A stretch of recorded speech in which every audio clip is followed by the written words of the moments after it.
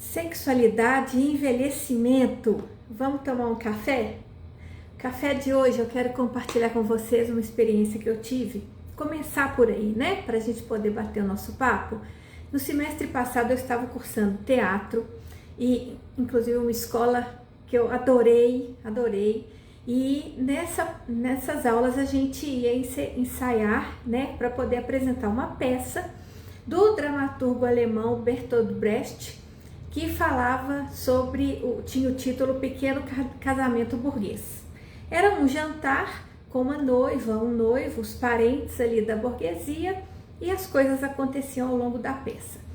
E aí a gente fez algumas leituras, né, sobre a peça, ensaiando livremente no treino da leitura, e chegou um momento onde o professor, ele perguntou para os alunos o que cada aluno queria fazer, que então agora ele iria fixar os personagens nos alunos. E aí eu estava lá junto com os outros alunos, avaliando, experimentando, e eu escolhi a noiva. E qual foi a minha motivação de escolher a noiva? Porque eu gosto muito de teatro, e a vivência do teatro para mim é essa vivência de poder experienciar lugares novos, lugares emocionais novos, lugares subjetivos novos. O teatro é espetacular. E a noiva, ela era muito lábil, ela era muito instável. Então, a noiva ria, a noiva chorava, a noiva brigava, ela tinha muita oscilação de humor, e aí eu queria experimentar isso. E aí, ok, todo mundo, e o professor perguntou individualmente, e aí depois ele solta a nota lá com todo mundo. E aí, o professor me colocou, como ele distribuiu os papéis, e ele me colocou como a mãe do noivo. E aí, beleza, eu recebi de boa, e aí eu comecei a tentar entender o que se passou na cabeça do professor.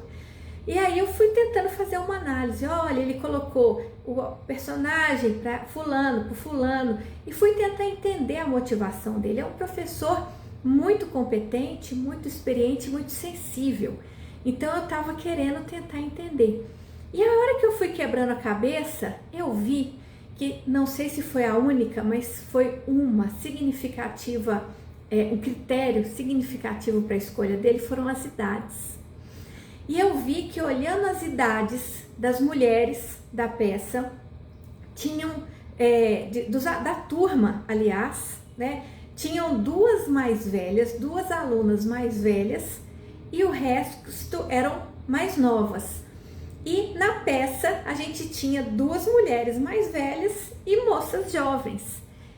E aí eu me vi nesse lugar da mais velha, né? Era eu e mais uma. Então, as duas mais velhas da turma, éramos eu e mais uma, que uma ficou com a madame, a outra eu fiquei com a mãe do noivo, e a noiva e as outras eram as moças. E quando eu vi aquilo, eu falei, de fato, o professor tem razão, não tinha como eu ser a noiva e pegar uma pessoa mais nova do que eu, bem mais nova do que eu, e colocar como a mãe do noivo, né? Não ia bater ali na hora de assistir. Gente, quando eu vi aquilo, quando eu constatei, eu tomei um choque tão grande, porque eu falei, gente, ele tem razão, ele está repleto de razão, mas eu não me vejo nesse lugar. E aí eu comecei a me ver como o lugar de quem está envelhecendo, né? Eu me via por dentro e me vejo até fisicamente, inclusive, como a noiva, de fato. Só que aí vem uma realidade, pá, e mostra pra mim que não. E aí, claro que eu gastei muita terapia individual para poder rever isso, muita autoanálise para poder rever isso, né? Não necessariamente virou um problema, mas eu me senti como o jovem que está na puberdade, que está saindo de um lugar de criança para um lugar de adolescente, que é um lugar radicalmente diferente, onde vão acontecer experiências, né, muito intensas que ele nem faz ideia.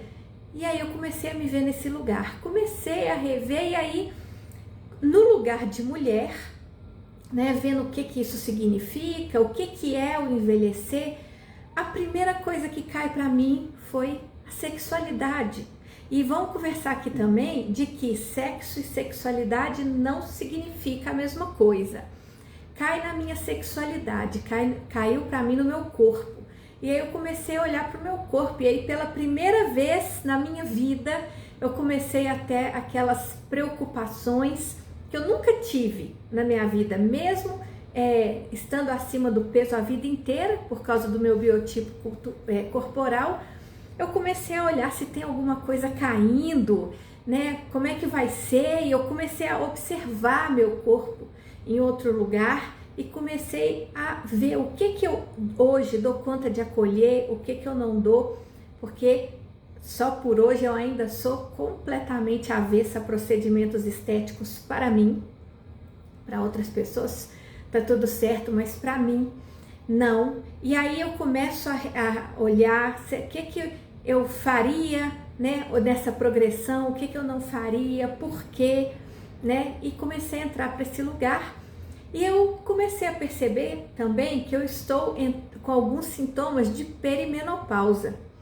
A perimenopausa, para quem não sabe, são os 10 anos que antecedem a menopausa, onde a mulher, o corpo dela já começa a se preparar para esse momento e começa a ter pequenos sintomas, né? E aí eu estava andando na farmácia e eu descobri um negócio que eu nunca tinha visto, mas também eu não sei até que ponto é novo e até que ponto sou eu que passei a ter esse olhar, né? Que era um teste, sabe igual o teste de gravidez? É um teste de menopausa, né? Onde a mulher, né? Ela vai lá, urina no potinho, coloca e ele marca se tá na menopausa ou não. E o meu ainda não. Tá aqui, ainda não. E estando na farmácia, eu também vi algo que eu sabia que tinha, mas eu nunca tinha olhado para isso, uma fitinha para poder medir a fertilidade no dia. E vejam, eu comprei e depois eu fiquei olhando para minha motivação de ter comprado, de pura curiosidade. Essa fitinha, ela é colocada no dia, na urina, para poder ver se a mulher está fértil naquele dia ou não. Eu não tenho a menor intenção de ter filho de novo, já há algum tempo, né? Até porque eu tenho, a minha única gravidez foi de altíssimo risco, e aí ter outro implicaria em real risco de morte para mim. E aí eu comprei, coloquei e vi que eu, nesse dia, não estava fértil. E comecei a ver o que isso significa. O que isso significa, o que é até a palavra fértil, né? Então, é isso, nesse dia eu não estou fértil, eu já estou vislumbrando para não ser fértil mais. O lugar da mulher é esse. A única fertilidade que a mulher proporciona e tem é a de ter filhos. E aí que eu nem estou falando de ser mãe, mas de ter filhos. É isso? É claro que não, né? Mas todas essas vivências me possibilitaram ver até a própria vida sexual do idoso. No nosso imaginário, a gente não imagina o idoso tendo vida sexual ativa. E tem dentro do casamento, fora do casamento, casando de novo ou tendo vários relacionamentos. Tem, é real e é saudável, né? Só que isso não está no nosso imaginário. Então, eu queria compartilhar isso com vocês, para a gente olhar para isso. É uma fase tão diferente, mas que também às vezes a gente passa por ela sem olhar para ela, né? Da mesma forma como alguns adolescentes passaram para a vida, a criança passou para a vida de adolescente, vida universitária, vida adulta, solteiro e casado. As tribos antigas, os povos originários, eles cultuavam e celebravam muitos ritos de passagem, não é? Que é esse cuidado de preparar aquela pessoa para a saída de uma condição para outra, né? E a gente, nesse mundo doente que a gente vive, a gente nem olha as nossas mudanças, a gente vai atravessando uma coisa na outra, aí não tem consciência, não tem crítica, não faz luto e depois lá na frente estoura com o quadro depressivo.